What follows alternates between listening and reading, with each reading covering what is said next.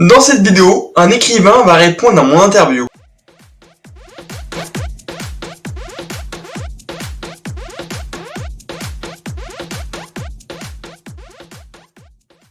Bon les jeunes, comment ça va? Écoute, moi ça va super, à la fin de la pêche. Aujourd'hui, dans cette vidéo, un écrivain va répondre à mon interview. L'écrivain, c'est Caroline Kamel. Je fais également du sport tous les jours, que je partage sur mes nombreux réseaux sociaux, Snap et Insta.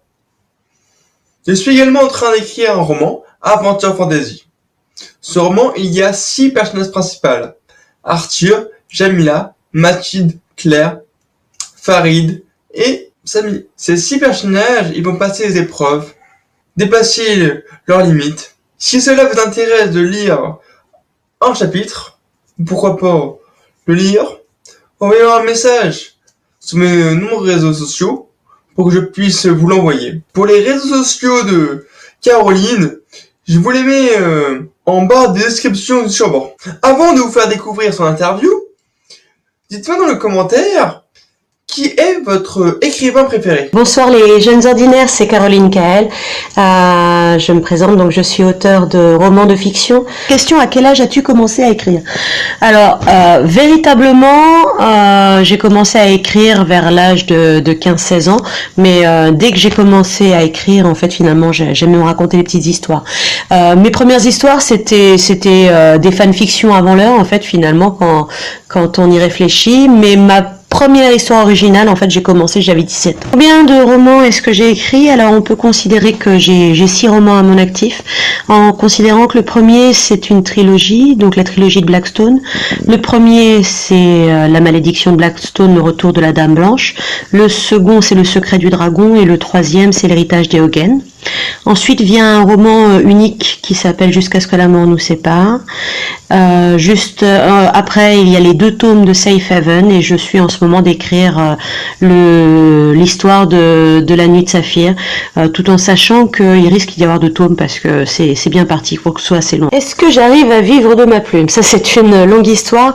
En fait, écrire pour moi, c'est plutôt un plaisir et un besoin. Donc, je n'ai aucune stratégie économique ni de véritablement en faire un métier. Pour moi, ça doit rester un loisir. Et donc, au tout départ, c'était aussi pour faire plaisir à des amis qui avaient envie d'avoir l'objet livre. J'ai commencé par de l'auto-édition, mais c'est véritablement très chronophage. Tous ceux qui sont dedans savent bien, puisque finalement on doit tout faire, c'est un autre métier.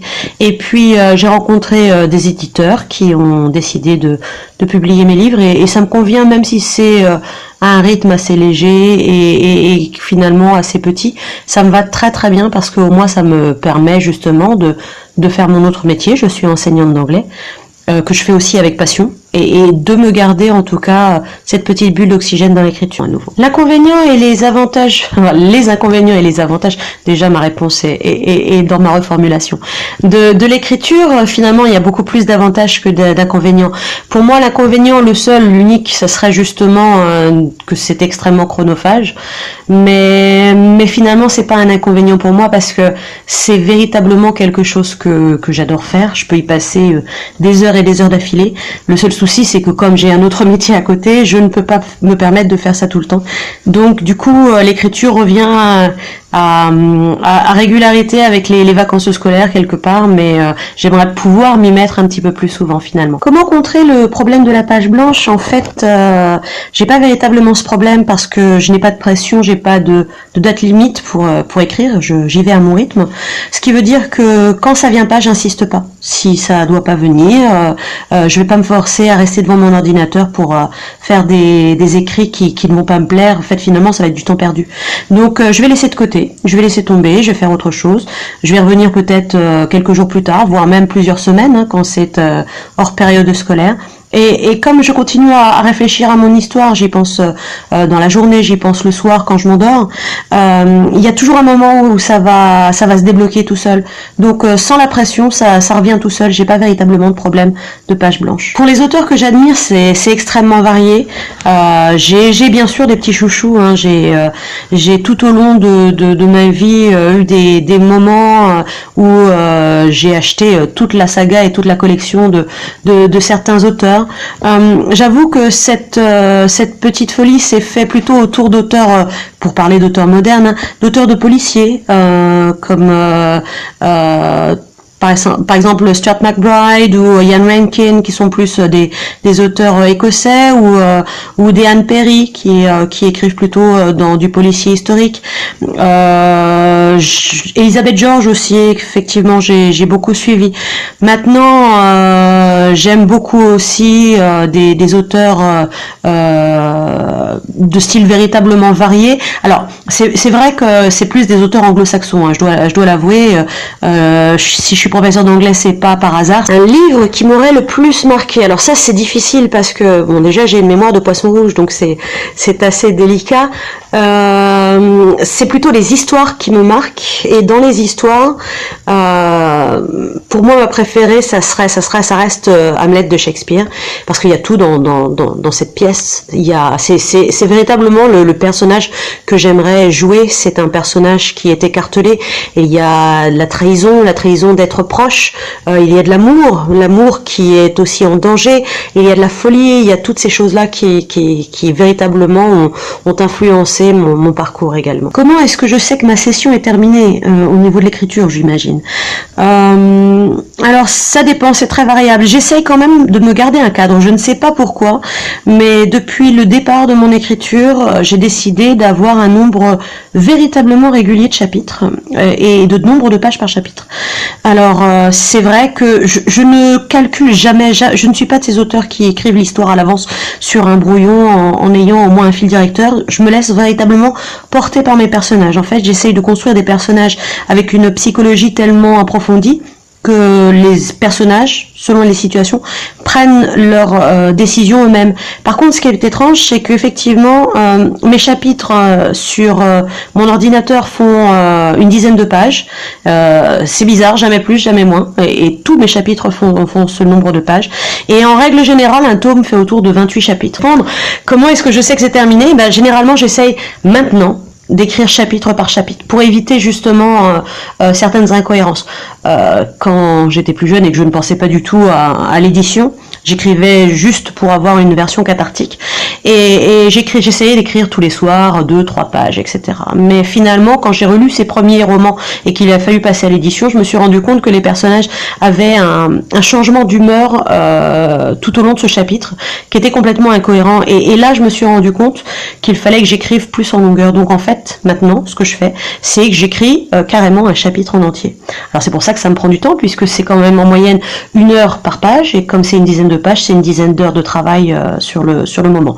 Mais j'ai besoin de ce cadre, et donc c'est vrai que j'essaye de terminer au moins le chapitre avant de le laisser tomber et de le reprendre plusieurs semaines plus tard. Quand est-ce que j'écris? Alors, j'écris essentiellement pendant les vacances, hein, comme je l'ai déjà expliqué, puisque finalement, dans le reste du temps, mon travail, paradoxalement, contrairement à ce que certains peuvent penser, me prend énormément de temps, parce que je suis extrêmement investie et que j'essaye de revoir sans arrêt mes cours pour les adapter aux élèves que j'ai en face de moi. Donc du coup, l'écriture, pour véritablement m'y plonger sérieusement, j'ai pas le temps pendant la période scolaire. Donc j'attends les vacances avec impatience, et c'est là que je passe généralement à l'écriture.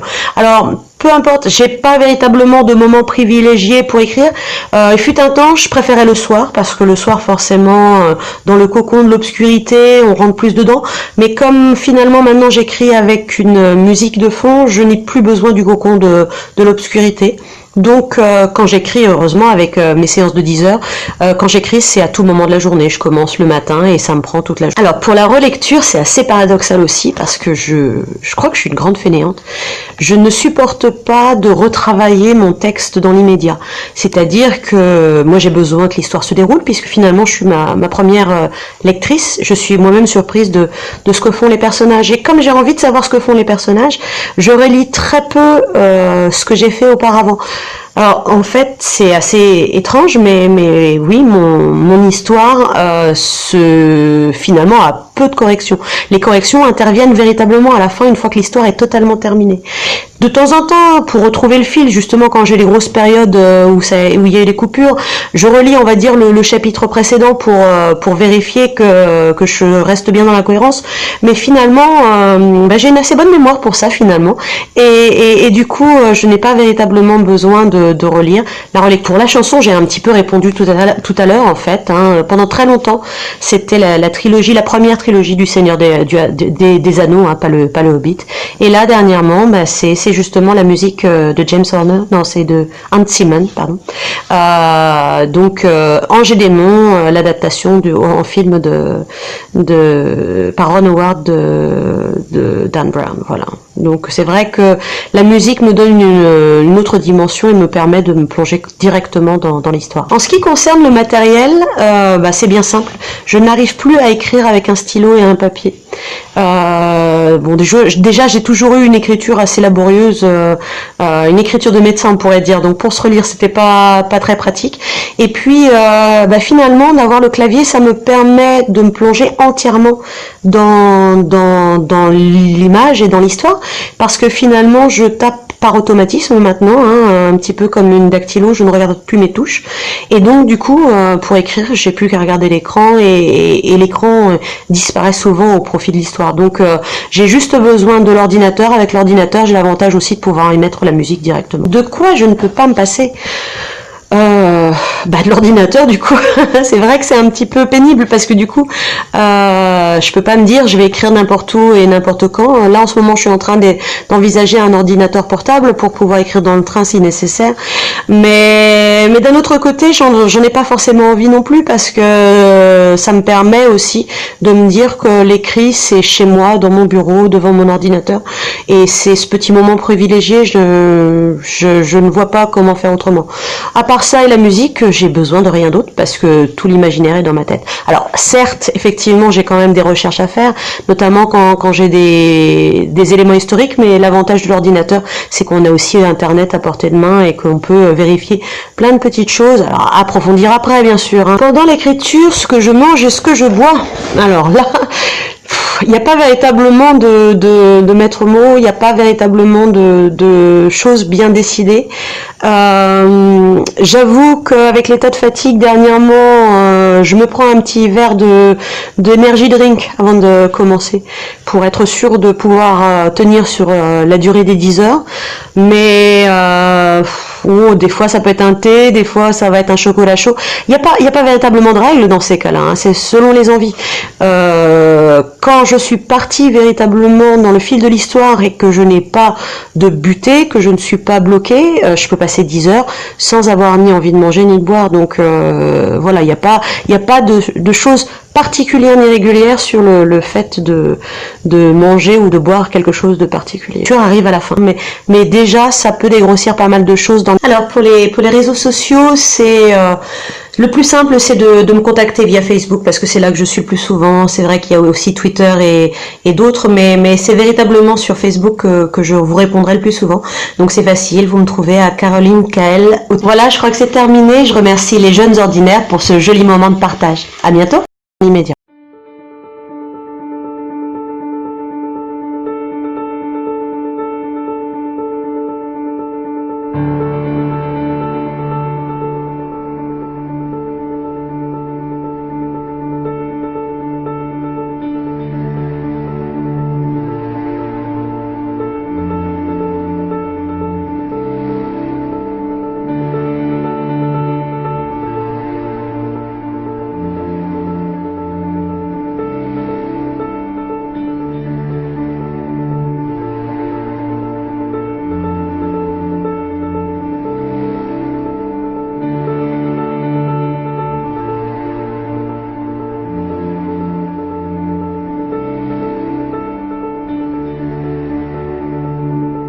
Auteur.